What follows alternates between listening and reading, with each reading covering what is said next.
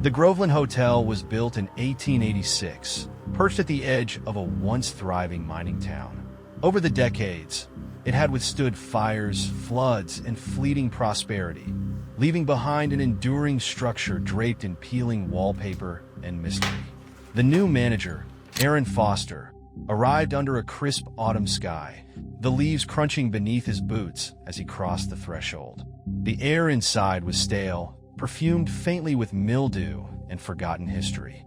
Behind the check-in counter, an elderly clerk handed Aaron a jangling set of keys, her wrinkled hand lingering over one in particular, a tarnished bronze key labeled 314. "Don't open it," she warned, her voice thin and dry as old parchment. "That room is locked for a reason." Aaron chuckled nervously, brushing off her grim demeanor as a relic of old superstition. But as he settled into his role, the key seemed to weigh heavier in his pocket.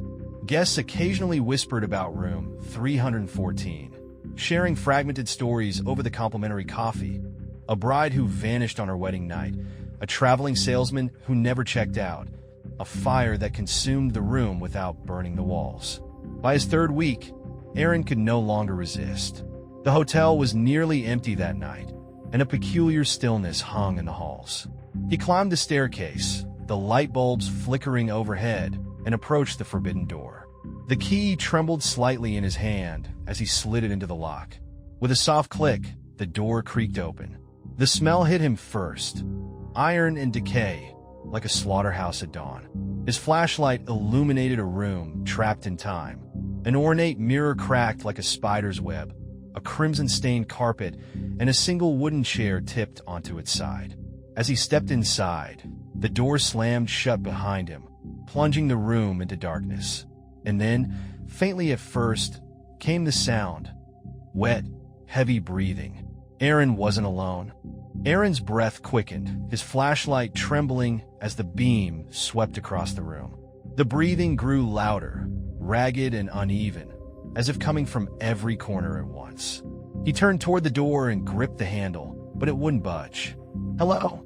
His voice cracked, breaking the heavy silence between breaths. The air in the room grew colder, pressing against him like a suffocating blanket. His flashlight flickered, and for a moment, he thought he saw a figure reflected in the shattered mirror, a hulking shadow with no discernible face, only hollow pits where eyes might have been. The mirror cracked again, splintering further as if under some invisible weight. Aaron stumbled backward, his foot catching on the overturned chair. He fell hard, the flashlight rolling from his grasp, its beam casting long, unsettling shadows. Then came the scream.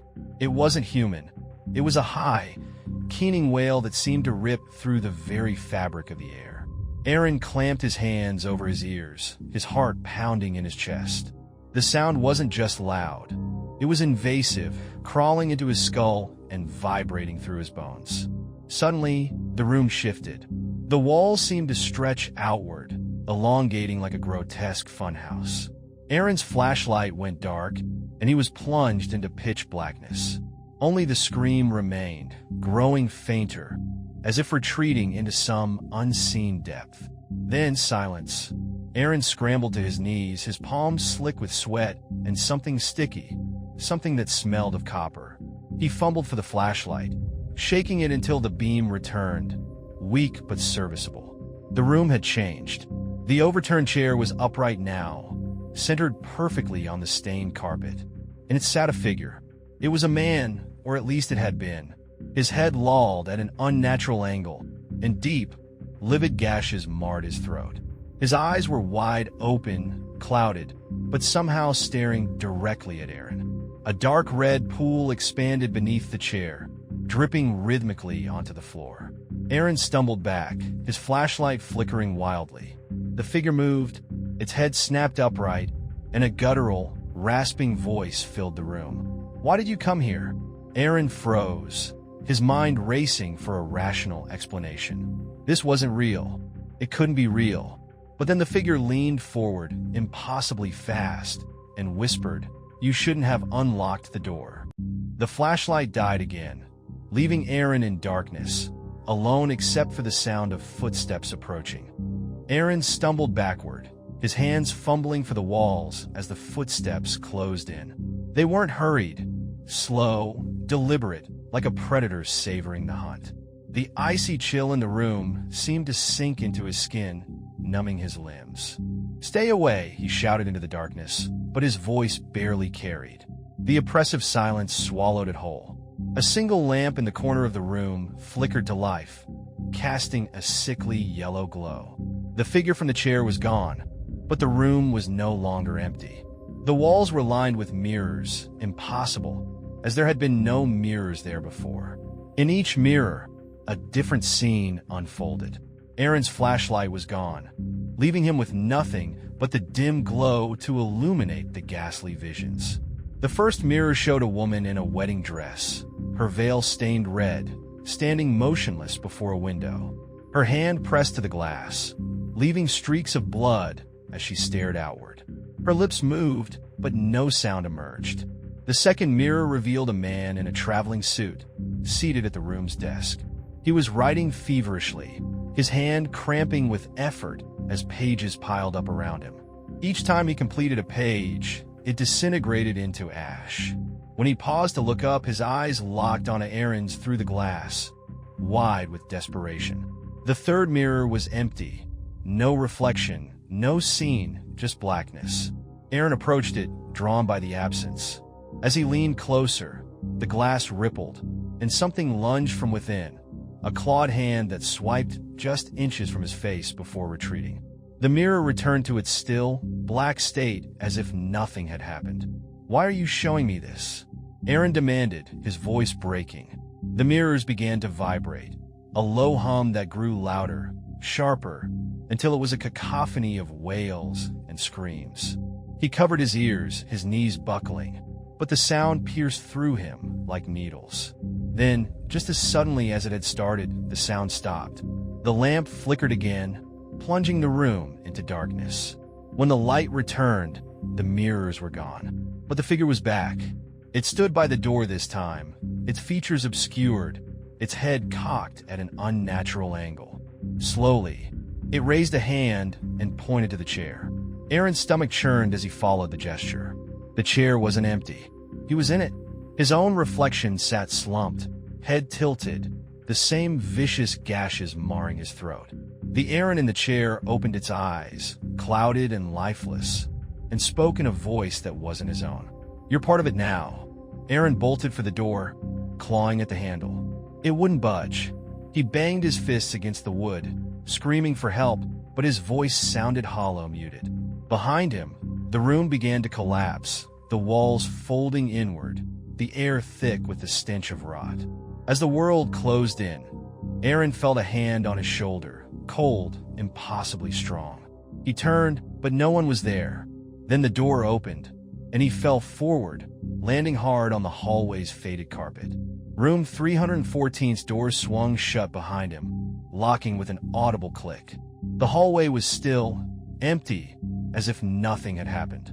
Aaron stared at the door, his chest heaving, his mind racing. He didn't notice the key in his hand until it started to grow warm. Looking down, he saw that the tarnish had vanished. The bronze key now gleamed, and etched into its surface was a single word: return. Aaron staggered down the hallway, his legs trembling beneath him. He couldn't shake the weight of the key in his hand. It seemed heavier now, the etched word return burning into his palm. His mind swirled with confusion and terror as he reached the lobby, hoping to find anyone, who could tell him what was happening. The old clerk was gone. The front desk was empty, the only sound the faint hum of a nearby vending machine. Aaron leaned over the counter and called out, "Hello? Is anyone here?" His voice echoed through the cavernous space. Behind him, something shifted, a shuffling sound like dragging feet across the worn carpet. Aaron turned sharply, the key clutched tightly in his fist. The hallway leading back to the guest rooms stretched long and dark, the sconces flickering as if struggling to stay lit. Then he saw her. The old clerk emerged from the shadows, her hunched figure moving slowly, her eyes wide and unblinking. Her lips trembled, forming words he couldn't hear until she was only a few feet away. "You opened it." Her voice was a hoarse whisper, heavy with accusation. Aaron struggled for words. I didn't know. What the hell is going on? What's in that room? Her gaze dropped to the key in his hand, and she recoiled as if it were a venomous snake. It won't let you leave, she said, her voice quivering. Room 314 chooses its own. You should have left it locked. Aaron stepped closer, his frustration bubbling over. What does that mean? What is this place? The clerk took a shuddering breath, her hand trembling as she pointed toward the hotel's front doors. Try to leave. See for yourself. The words chilled him, but desperation won out. He turned and sprinted toward the exit, the double doors looming large and inviting. He pushed against them with all his strength. They didn't budge. Frantically, he shoved harder, throwing his shoulder against the glass. The door handle turned freely in his grip, but the doors themselves remained locked, as immovable as stone. Panic surged in his chest as he pounded on the glass, shouting for help. Beyond the doors, the street outside looked eerily still, like a painting. No wind, no movement, no sound. He turned back to the clerk, who stood motionless, her face a mask of pity and fear. I can't stay here, he shouted. I have to leave.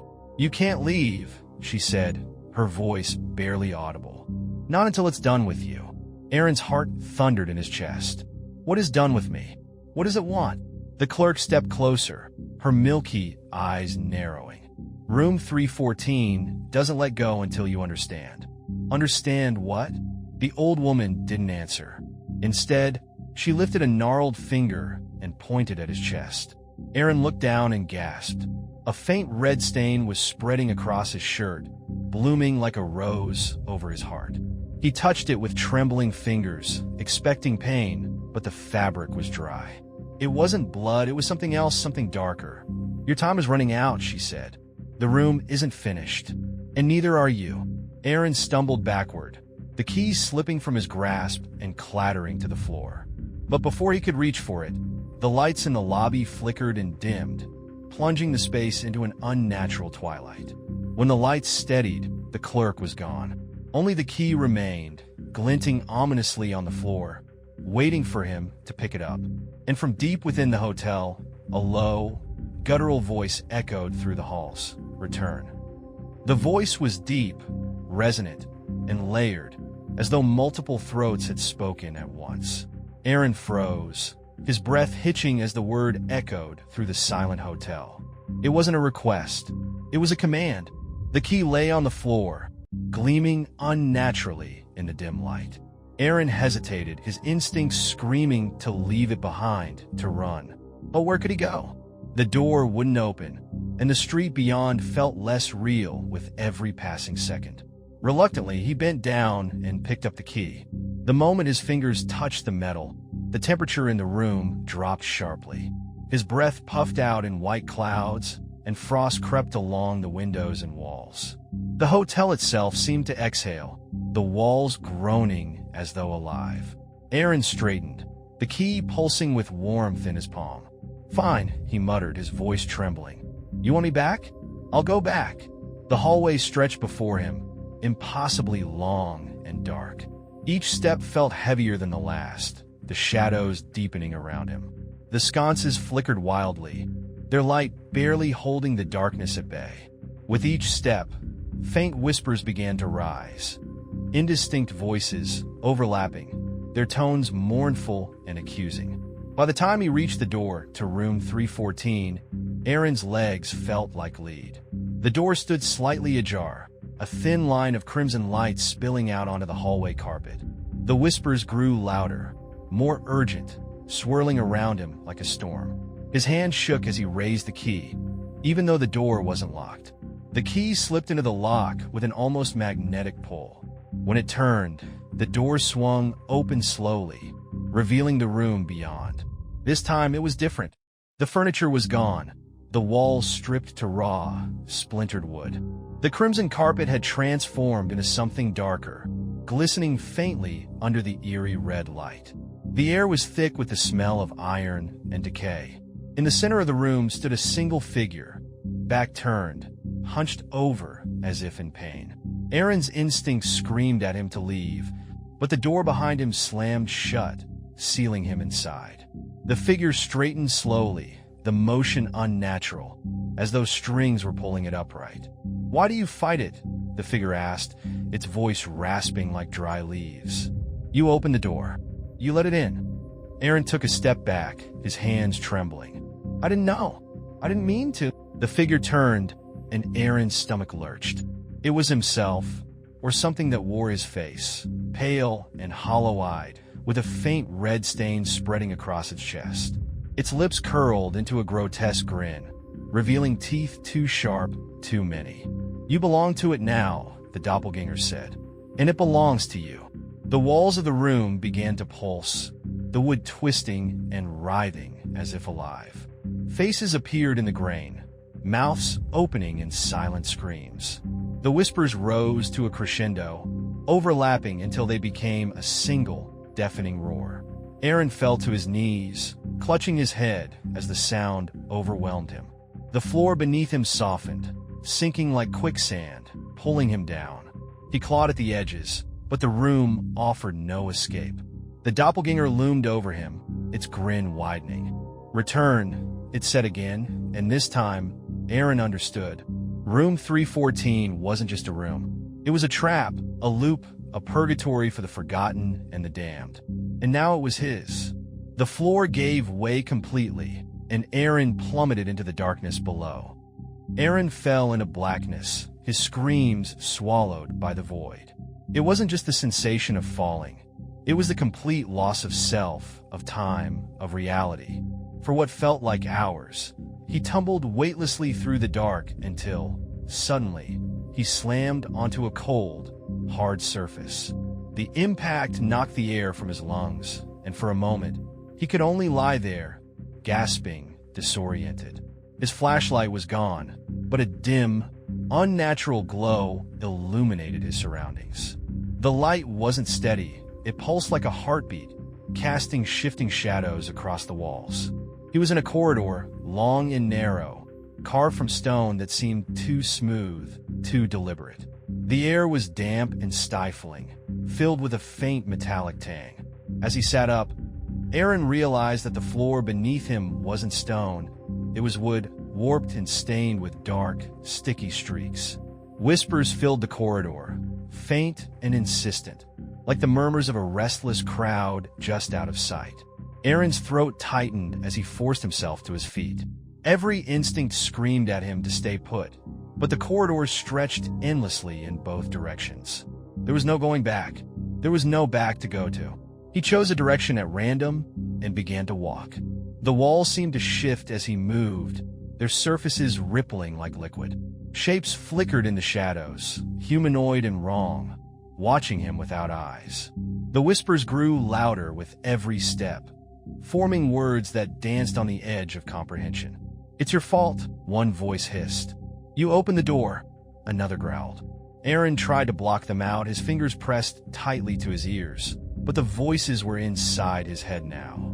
"Stop it," he yelled, his voice echoing down the corridor. The voices went silent. The stillness that followed was worse. Aaron stopped walking, his breath catching as a shape emerged from the shadows ahead. It was a man, or what was left of one. His suit was torn and bloodied, his skin pale and stretched too tight across his bones. The man's eyes were wide, bulging, and unseeing, his lips moving silently. As Aaron stepped closer, the man's head snapped toward him, his jaw dropping open. From his throat came a guttural, choking sound, as if he were trying to scream but couldn't find the air. He reached out with trembling hands, his fingers claw-like, and staggered forward. "No," Aaron whispered, backing away. "Stay back." The man didn't stop. His movements were jerky, unnatural, his body twisting with each step as if fighting invisible strings. Behind him, the corridor darkened, shapes spilling out from the shadows like ink. They were coming. Aaron turned and ran, his heart pounding in his chest. The sound of footsteps echoed behind him, too many to count, and the air grew colder with each stride. The corridor twisted and shifted, the walls narrowing until they scraped his shoulders. The whispers returned, louder now, deafening, blending into one horrifying cacophony. Ahead, he saw a door, a massive, iron thing covered in runes that glowed faintly with the same pulsing light. It stood ajar, an otherworldly wind howling through the crack. Aaron pushed himself harder, his legs burning as he sprinted toward the door. The footsteps were right behind him now, the shapes in the shadows reaching out with skeletal hands. With a final burst of strength, he lunged through the door and slammed it shut behind him. Silence. He was in a room, not the corridor, not the hotel, but somewhere else entirely. The walls were smooth and white, the floor pristine and polished. In the center of the room stood a pedestal, and on it rested a familiar object. The key. Aaron's stomach twisted as he approached the pedestal.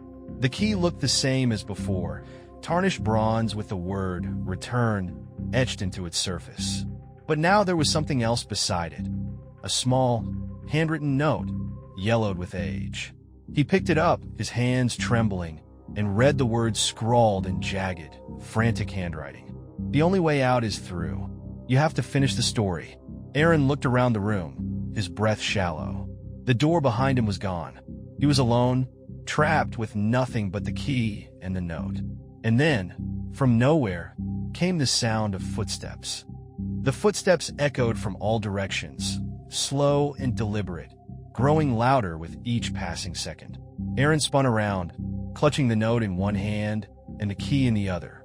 The room had no visible exits, just smooth white walls that offered no hiding places, no escape. The sound stopped. Aaron's heart thundered in his chest as he strained to hear. For a moment, the silence pressed down on him, heavier than the footsteps. Then, a voice broke the stillness, deep and resonant, filled with an unnatural authority. "Why do you resist?" it asked. Aaron turned, but there was no one there. The voice seemed to come from the walls themselves, reverberating through his very bones. "I didn't ask for this," Aaron shouted, his voice breaking. "I just wanted to know." "To know what?" The voice interrupted, dripping with disdain. "The truth? You're no different from the others. They all want answers, until the answers find them."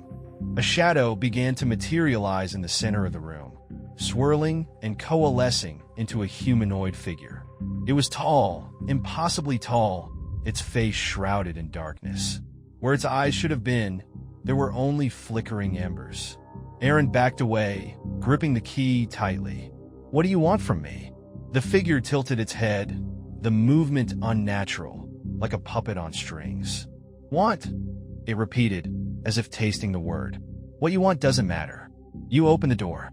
Now you're part of it." "Part of what?" Aaron demanded. The shadowed figure extended a long, clawed hand, gesturing toward the key. "Everything," it said simply. Aaron's pulse quickened as he glanced at the key. The word "return" seemed to glow brighter, the letters pulsing like a heartbeat. "I'm not going back," he said through gritted teeth. The figure laughed, a sound that echoed with layers of malice. "You think you have a choice? The room is hungry, Aaron. It must be fed." "Fed with what?" The figure stepped closer, and Aaron stumbled back, his spine pressing against the smooth wall. The shadow leaned down, its ember eyes burning brighter. "With you, with your fear, your pain, your secrets. The room devours what you cannot face." Aaron's throat tightened as the figure raised a hand, and the white walls began to shift. Images bled through the pristine surface, memories he thought he'd buried. There was his childhood home, the sound of his parents screaming at each other echoing in the background. His father's shadow loomed over him, heavy with rage. The scene shifted, and Aaron saw himself as a teenager, standing over a friend who lay motionless, blood pooling beneath his head. Then came his adult years, failed relationships, crushing loneliness, and the guilt he carried like a stone around his neck. "Stop it!" Aaron shouted, slamming his fist against the wall. But the images kept coming, faster and more vivid. Each one felt like a blow, stripping away his defenses until he was raw and exposed. The figure loomed closer. "You can't hide from it. The room knows." Aaron screamed, thrusting the key toward the shadow. The glowing letters flared brightly, and the figure recoiled with an inhuman shriek. The light from the key grew blinding, filling the room with a searing intensity. Aaron shielded his eyes, feeling the heat radiate from the metal. When he opened them again, the shadow was gone. The room had changed. It was no longer white and sterile. It was room 314. The cracked mirror, the blood-stained carpet, the oppressive air, all of it was back. And the door stood open, beckoning him into the hallway beyond.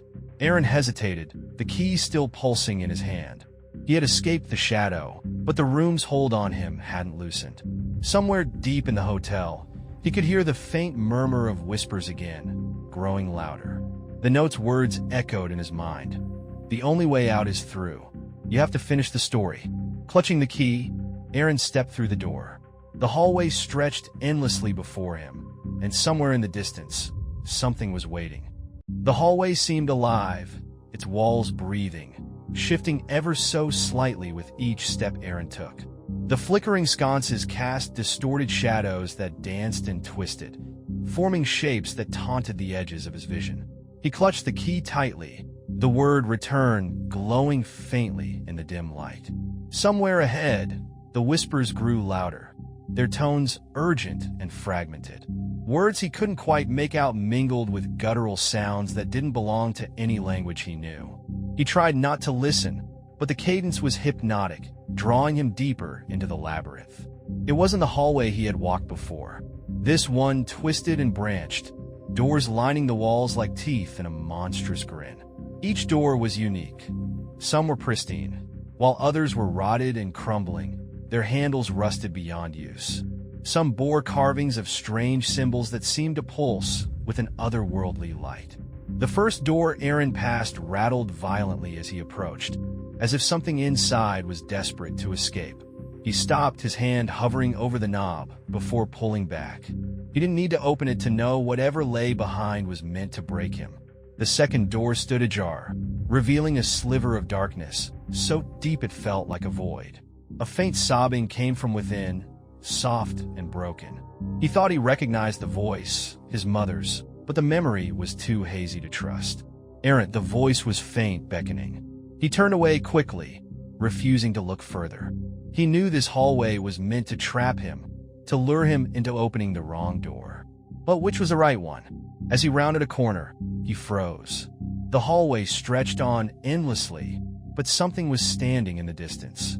It was a figure, backlit by the flickering sconces, its features obscured.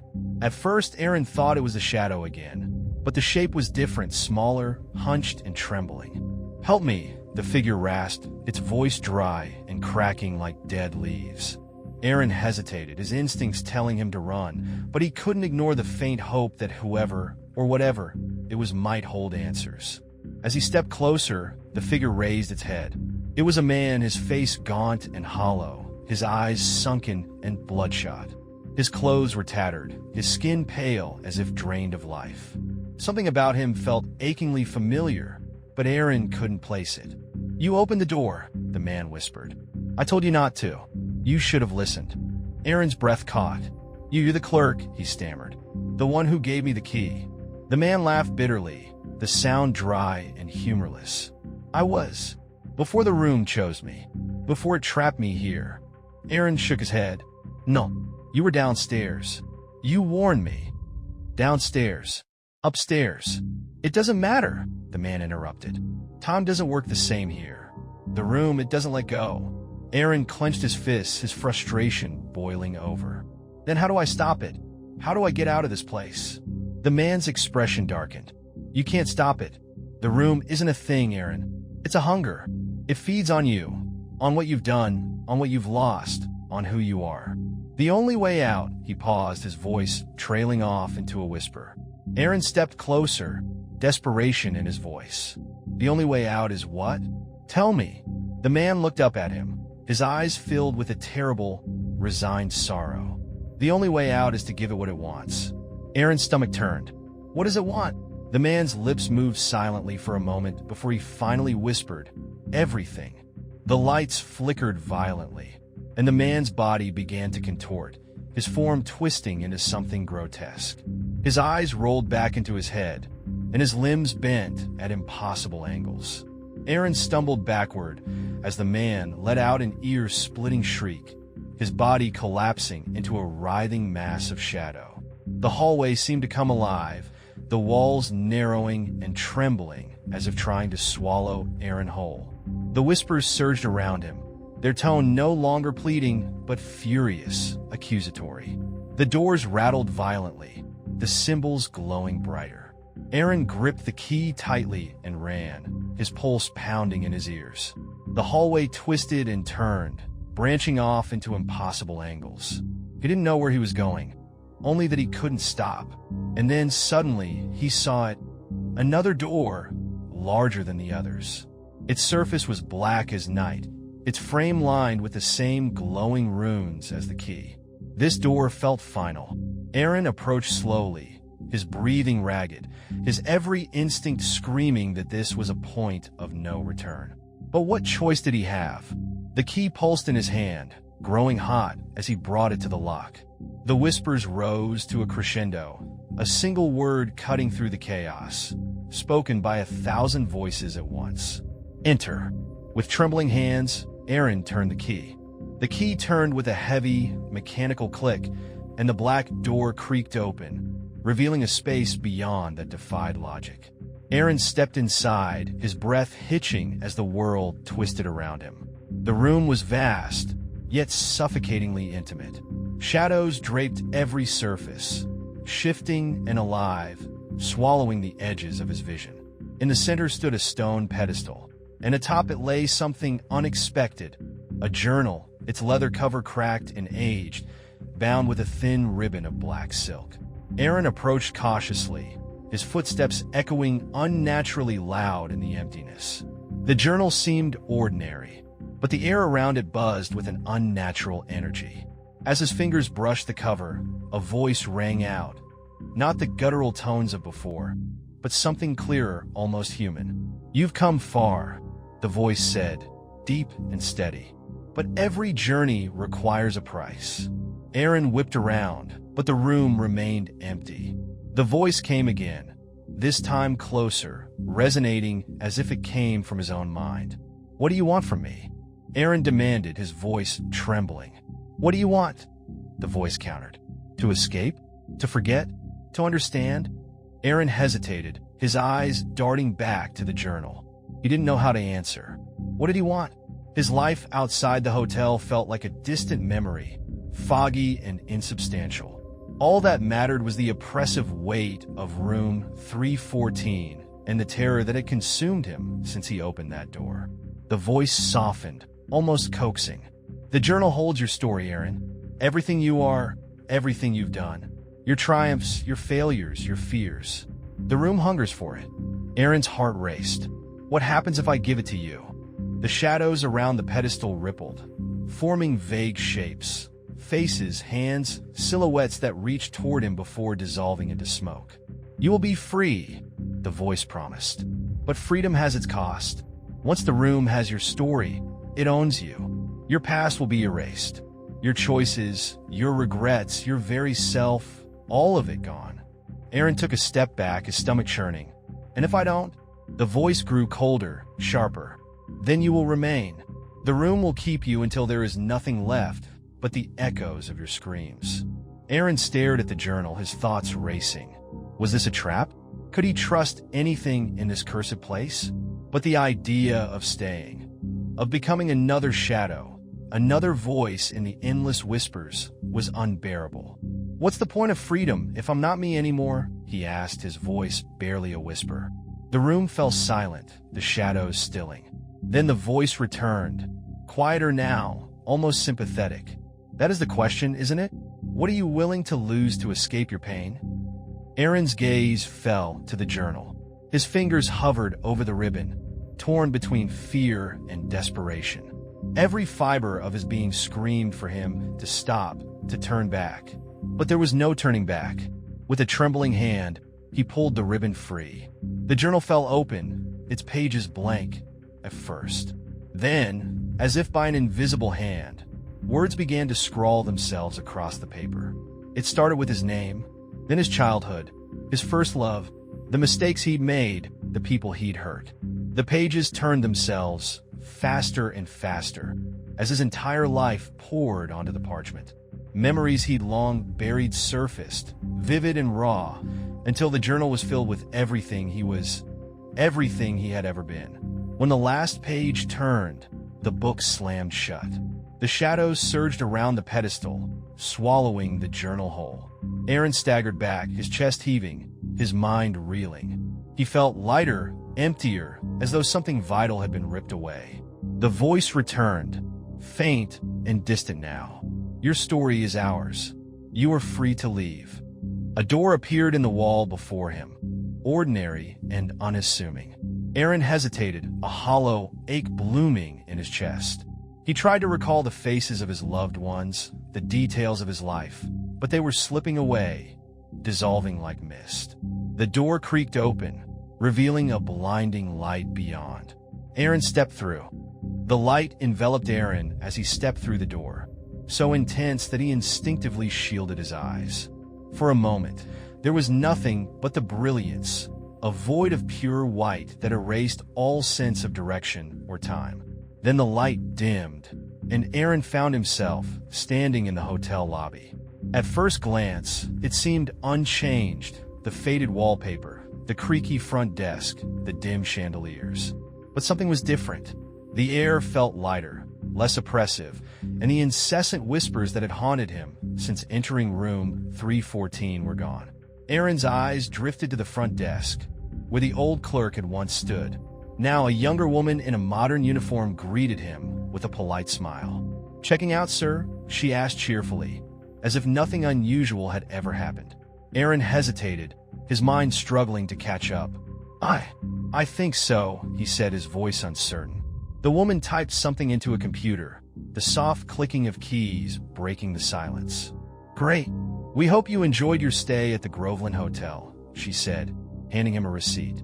Aaron stared at the paper in his hand. It was blank. "Is everything okay?" the woman asked, her smile faltering slightly. He nodded slowly, folding the receipt and slipping it into his pocket. "Yeah, fine."